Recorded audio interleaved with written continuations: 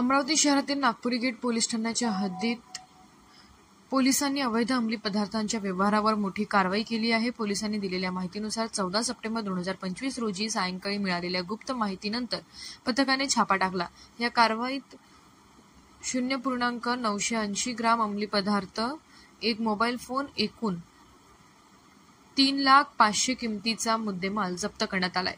या प्रकरणात प्रवीण प्रभाकर गोंडाने वय 24 राहणार स्टेट बँक चौक नागपूर गेट अमरावती याला अटक करण्यात आली आहे। पोलीस तपासात उघड झाले की आरोपीकडे मिळालेला अंमली पदार्थ हा रस प्रकारातील ड्रग्ज असून त्याची किंमत अंदाजे 2,85,000 आहे। यासोबतच आरोपीकडून जप्त मोबाईल फोनची किंमत 15,000 रुपये एवढी आहे।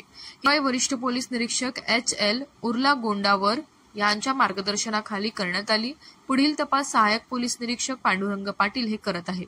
अमरावती पोलिसांच्या या धडक कारवाईमुळे शहरात अंमली पदार्थांच्या अवैध व्यवहारांना मोठा धक्का बसलाय।